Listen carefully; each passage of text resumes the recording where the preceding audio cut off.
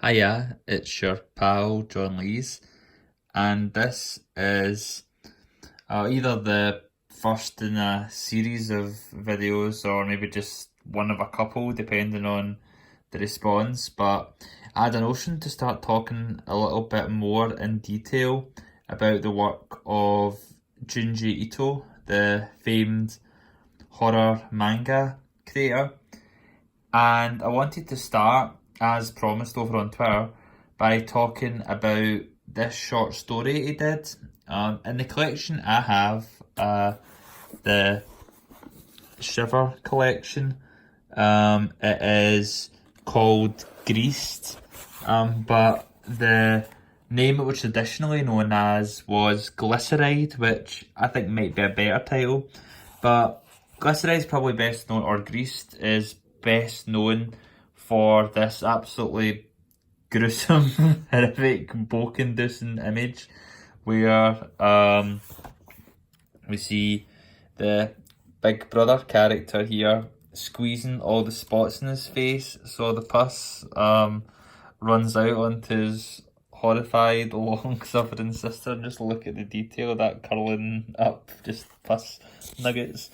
And the build up to it's amazing as well. We have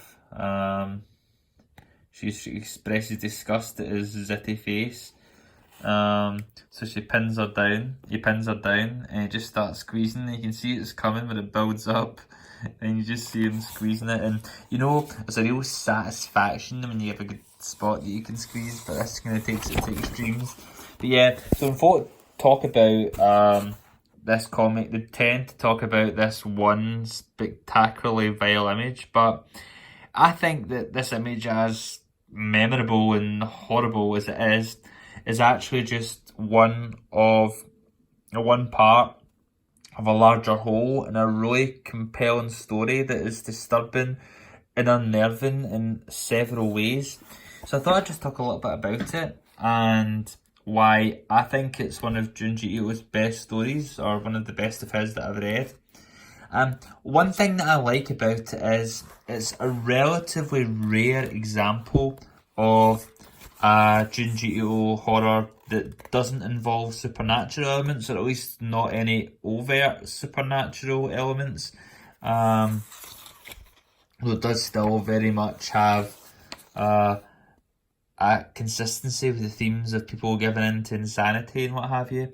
But what I love about this story is it starts off very open and kind of like sweeping. You have this big wide panel, and you have our protagonist character talking about how she can see Mount Fuji from the time when she was born and raised, and she loves to come and look at the mountain. And this is one of the only outdoor shots that you have in the entire comic, so I think it's quite effective that it starts there. And we transition from this wide open space and this scenic, beautiful vista to the interior of her home.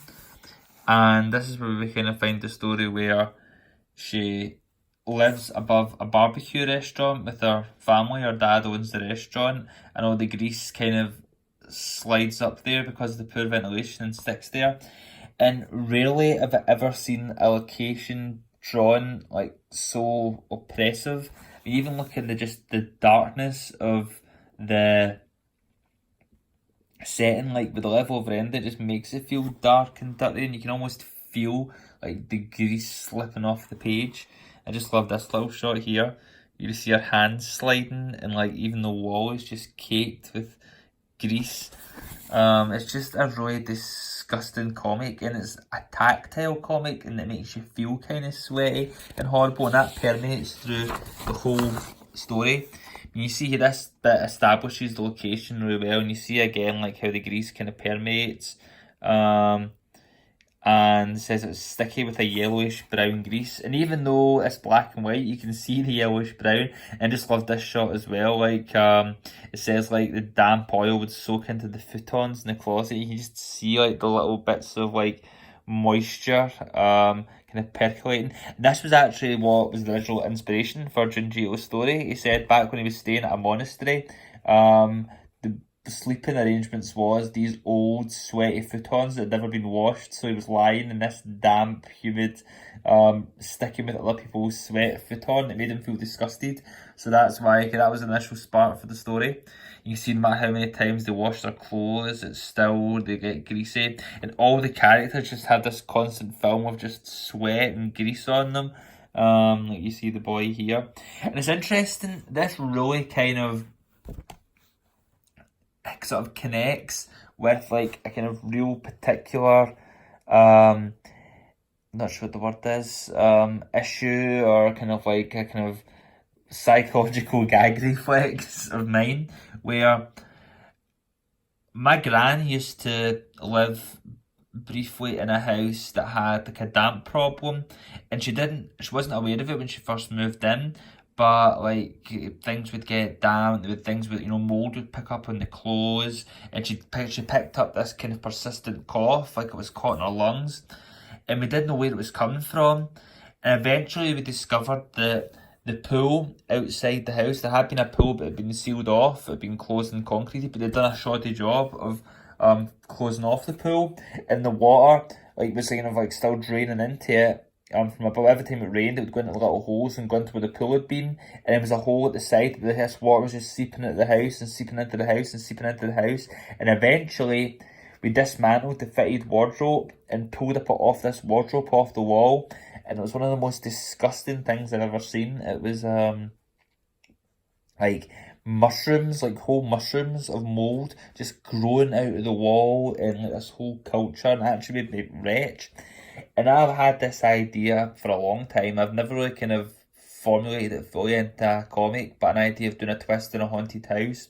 And the house would be like filled with this mold, and it would be kind of spreading everywhere and getting into the characters, and I'm getting into their lungs, and mushrooms would be growing inside them, and this mold would be rising everywhere, and this damp, and that would be kind of some kind of representation of the ghosts and the spirits spreading through the mold.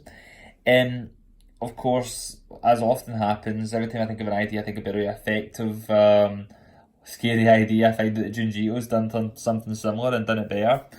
And so yeah, the story goes on, and we find out the brother, this is another prepare to book alert, that the brother had a weird addiction where sometimes he'd sneak into the kitchen and drink salad oil like it was the best thing ever. Glug, glug, glug.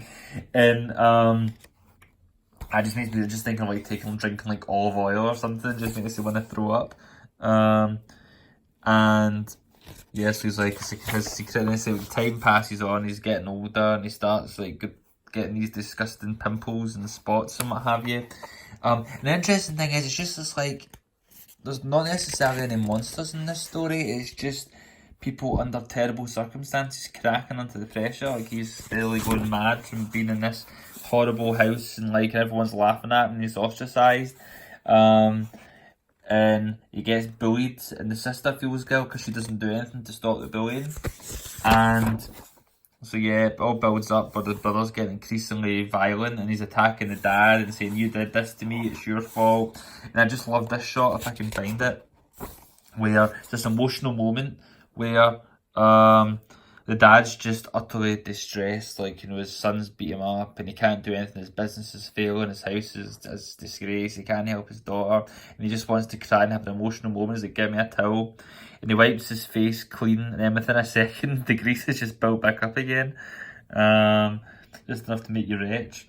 But yeah, this is him going hardcore into the grease again. And this is how we build up to the big moment from before that I was telling you about. With the kind of crater face. Interesting enough, they've changed the dubbing in this, because the translation, because like an earlier edition that I read had him saying here like, "Crater face is ready to erupt, baby," which I think is just quite funny, which I think works better than "this cooked in my live volcano." So yeah, then this all builds up, and the dad intervenes and kills his son, and then the story goes on, the business is failing, and you have like this weird aside where these businessmen go and check out the restaurant, and suddenly the meat's so much better. Like, I wonder what meat he's using. And then it all takes on a kind of like Sweeney Todd twist, where he cooked his son, and he's like, this son who's been drinking grease for this long, so he's nice succulent meat. But obviously the meat soon runs out. Then the story takes this really kind of disturbing twist where she starts having these dreams about going back to Mount Fuji, and even Mount Fuji's been ruined because it's turned into a volcano of grease that's just rising from the air. And you have this kind of steady thing that's going on throughout the story where she imagines that she can sense how much grease is, like what the grease content is in the air. So you have like warnings, trying to see if I can find one. Yeah, like, you know, the oil index is currently 70%. 70%. And so yeah, so she's having these terrible dreams where she's choking in grease and she's gulping it down and she's drowning. And then she realises as she wakes up that she's starting to get pimples and she's starting to kind of get more and more greasy. She's having these dreams over and over again, and it builds up until she's thinking, why am I still always having these dreams? And she wakes up in the middle of the dream and she realises that her dad is force feeding her grease. Again, like book alert, because obviously he's trying to fatten her up to turn her into like the next meal to save his failing restaurant. And again, it's just the desperation and the madness in her eyes that Junji can do just better than anybody. So yeah, this all builds up and builds up again. And the eventual ending is, well,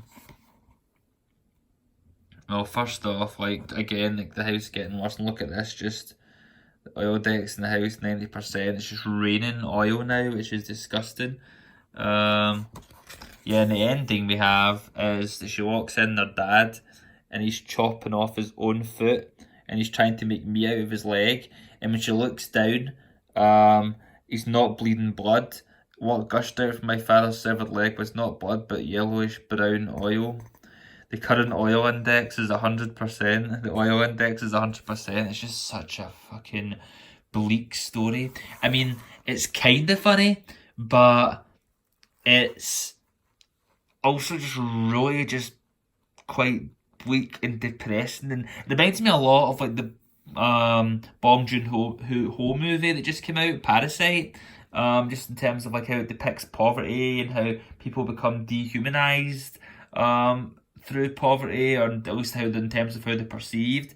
And I just think it's such a really kind of effective, harrowing story, and it's not quite as outlandish as some of Junji Ito's other ideas in terms of the high concepts, but it just something about the oppressive nature of it all and how it's so restrictive and it's all contained in this single house, this horrible setting that feels so well rendered, just makes it, for me, one of his most disturbing stories.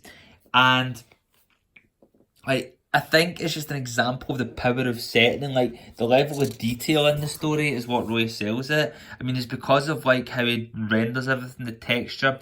Weirdly enough, even though there's no ghosts in it, it almost feels like one of the best haunted house stories I've read, because it puts so much menace into the location and place, and you can feel that sense of place.